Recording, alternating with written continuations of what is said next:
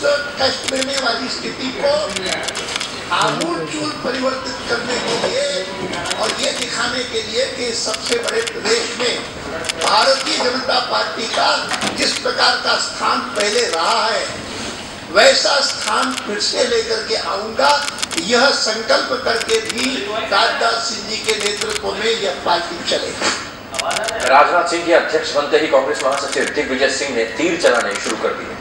हमें इसकी चिंता नहीं है कि भाजपा का नेता कौन है, हमें मतलब है इस देश की जनता से, इस देश की जनता का विश्वास प्राप्त करने से।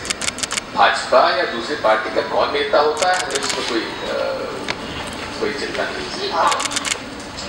कोई चिंता नहीं है। अच्छा जी, दिग्विजय सिंह का बयान आपने सुना, इस पर आपका रिएक्शन होगा, लेकिन इससे पहले मैं ये जानना चाहूंगा आपसे कि राजनाथ सिंह ने जो निशाना साधा है कांग्रेस पर, कांग्रेस लगातार निशाना साधती थी भ्रष्टाचार के मुद्दे पर कि आपके अध्यक्ष के ऊपर भी तमाम तरह के आरोप लगे हुए हैं, उससे अब बीजेपी कहीं ना कहीं और एग्रेसिव होकर कांग्रेस पर निशाना साधेगी। निस्संदेह, बिल्कुल आपका आकलन सही है, क्योंकि भाजपा के सामने अध्यक्ष के तौर पे बेदाग छवि का संगठन से जुड़ा, जनता से जुड़ा, एक प्रशासनिक अनुभव रखने वाला, चुनाव जिताने वाला नेता उनके सामने है। अभी अगर आप दिग्विजय सिंह के कमेंट के देखें तो हमले की और जो स्टेटमेंट की धार उनके आवाज में हुआ करती थी वो अभी से गायब, वो क्योंकि कुछ मुद्दा ही नहीं है। अगर इसकी जगह कोई और अध्यक्ष होता तो खट से उसकी कुंडली खोल के बैठ जाते कि इन पर ये तमाम भ्रष्टाचार के आरोप हैं। तो यहाँ पे आज अगर मैं आज की बात करूं तो भाजपा का पल्ला कांग्रेस के ऊपर भारी होता है। लेकिन राजनाथ सिंह साहब का अगर राजनीतिक जीवन सफर देखा जाए तो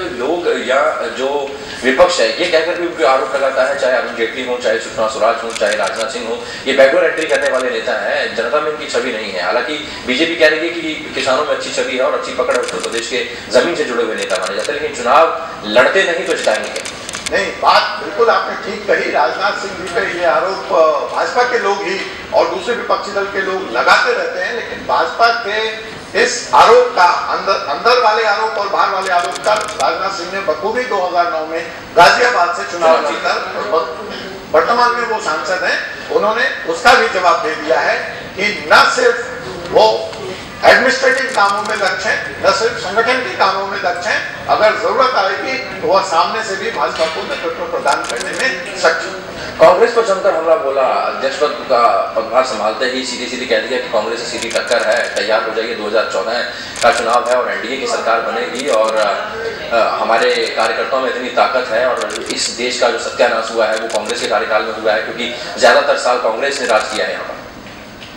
बिल्कुल आप ठीक कह रहे हैं। मैं आडवाणी जी के बयान की तरफ आपको वापस ले जाऊंगा, जिसका जिक्र मैंने भी किया था कि अगर इस देश में किसी भी पार्टी को राज्य करना है तो उसको उत्तर प्रदेश वो नेग्लेक्ट करके, इग्नोर करके आगे नहीं बढ़ सकता। और आडवाणी जी ने अभी अपने उद्बोधन में साफ तौर पे कहा कि राजनाथ सिंह के सामने जो सबसे बड़ी चुनौती है वो है उत्तर प्रदेश में भाजपा की वापस पुरानी इज्जत, पुरानी प्रतिष्ठा, पुराना संगठन खड़ा करने की। और मुझे ऐसा लगता है कि आडवाणी जी ने स्पष्ट निर्देश के साथ और संघ ने और संगठन ने उनको स्पष्ट निर्देश दिया है कि आपको वापस इसीलिए लाया जा रहा है कि आपको उत्तर प्रदेश को वापस भाजपा की झोली में देना है। अगर ऐसा होता है तो बगल का प्रदेश बिहार है, जहां भी वो एक ऐसे चंदौसी से उनका मूलतः ताल्लुक रहा है बनारस के पास, जो बिहार का सीमावर्ती जिला है, तो उनकी पैठ बिहार में भी है।